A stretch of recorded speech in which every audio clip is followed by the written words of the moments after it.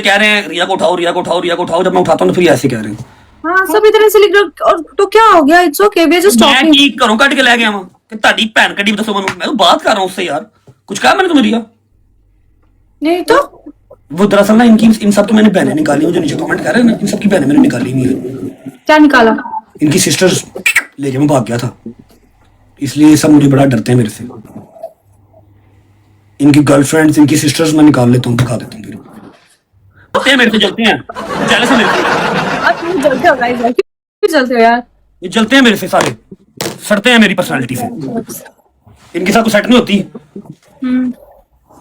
लोग जेलस होते हैं से। हाँ ना, बिल्कुल। तो जी हाँ व्यूवर्स, जैसा कि आपने देखा और जैसा कि आपने सुना, रजब भट्ट अपनी हरकतों से बाज आने वाले नहीं है और वो बहुत ही मज़ेदार तरीके से फ्लर्टिंग करते हुए, इंजॉय करते हुए, लड़की को अपनी बातों में बहलाते हुए और लड़की को अपनी बातों में लेके आते हुए, जो कि रजब भट्ट को ये बहुत अच्छे तरीके से आता है। वो इस चीज़ में बहुत ही ज़्यादा मशहूर भी है, मारूफ भी है और इस काम का कारीगर भी है।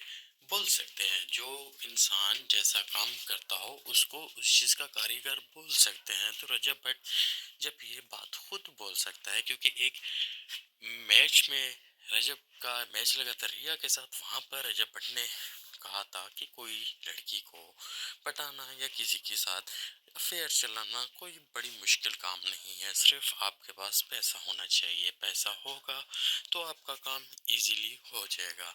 तो ये थे रजब भट्ट के अल्फाज और उन्होंने कहा था कि भले लड़की इंडिया की हो, पाकिस्तान की हो, यूरोप की हो, कहीं की भी हो, कोई मसला नहीं, सिर्फ और सिर्फ आपके पास पैसा होना चाहिए। पैसा होगा तो लड़की आपके पास होगी, चाहे वो जितनी ही खूबसूरत क्यों ना हो, भले आप कितने ही बदसूरत क्यों ना हो, सिर्फ पैसे मैटर करता है। और इन अपने लड़कों को मतलब अपने फैंस को टिप वगैरह भी दे रहे थे इससे रिलेटेड कि आपको किस तरीके से रिलेशन रखना चाहिए, कैसे रिलेशन रखना चाहिए, और एक कामयाब रिलेशन सिर्फ और सिर्फ पैसे से ही चलता है।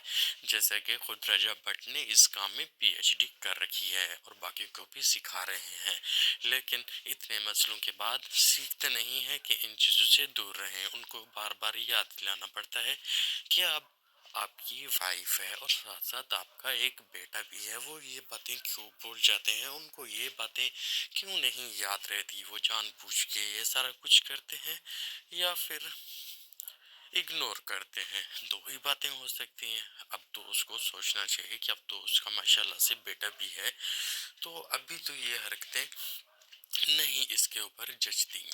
रजब भट्ट को अब समझ जाना चाहिए। अब सबकी क्या राय है इसमें आपने ज़रूर बताना है। और ये उनकी कन्वर्सेशन सुनकर, ये उनकी बातें सुनकर जो आज लाइव में रजब भट्ट ने रिया के साथ की, तो आपको कैसा महसूस होता है, आपकी फीलिंग्स क्या बताती हैं कि क्या रजब भट्ट ने ये सही किया या गलत किया? ऑफ कोर्स आपका जवाब मैं जानता हूँ, आप साफ ज़ाहिर बोलेंगे कि नहीं उसने गलत किया। क्यों गलत किया? क्योंकि वो ऑलरेडी मैरिड है और एक बच्चे का बाप है। और हाँ, जब उसके ही फैंस ने उस लड़की को जाके बोला कि इसके साथ आप बात नहीं करो, ये ऑलरेडी मैरिड है, इसका एक बच्चा भी है, तो रजब भट्ट को अचानक से बहुत ज़्यादा गुस्सा आ जाता है कि तुम लोगों की जुर्रत कैसे हुई, तुम लोगों की हिम्मत कैसे हुई, तुम लोग ने ऐसे बोल कैसे दिया कि मेरी शादी हो गई है। तो वो बार बार उसको रिया को यही बोलता है कि यही लोग मुझे बोलते हैं कि मैं तुम्हारे साथ ऐड हो जाऊं, बाद में फिर तुम्हें ही आके ये इस तरीके की बातें करते हैं। मतलब ये है कि रजब भट्ट को शादीशुदा जाहिर कराने में मसला हो रहा था। वो यही चाहता था कि लोग ना सोचें कि मैं शादीशुदा हूँ, मैं बस जैसे फ्लर्टिंग करता रहूँ, जैसे ज़िंदगी गुजरता रहूँ, किसी को इस चीज़ से कोई सरोकार नहीं होना चाहिए। रजब भट्ट का ये मानना था। तो जी इस बात से गुस्सा होकर फिर रजब भट्ट मैच कट कर देते हैं और वापस आकर अपने बंधु को समझाते हैं कि तुम लोग किस तरीके की बातें करते हो। वहाँ पर जाकर और बहुत से नाज़िब अल्फाज भी रजब भट्ट ने अदा किए, जो कि ना हम आपको बता सकते हैं ना ही सुना सकते हैं। अगर वो कुछ दुरुस्त हालत में होते तो वो हम आपको सुना भी भी देते। कुछ उसमें है लेकिन वो बिल्कुल सही है, उसमें कोई गलत बात नहीं है, तो वो आप सुन सकते हैं, तो उससे आप अंदाज़ा लगा सकते हैं उसके बाद उन्होंने क्या गलत बात कही होगी। बाकी हम दुआ करते हैं कि अल्लाह पाक इनको हिदायत दे, सीधे रास्ते पर चलने की तौफीक अता फरमाए, अपनी बीवी के साथ अपने बच्चे के साथ वफादार हों ताकि इनके लिए मसले मसाइल हल हों, ना कि और बढ़ें। इसमें आपका क्या कहना है आपने ज़रूर कमेंट में अपनी राय देनी है।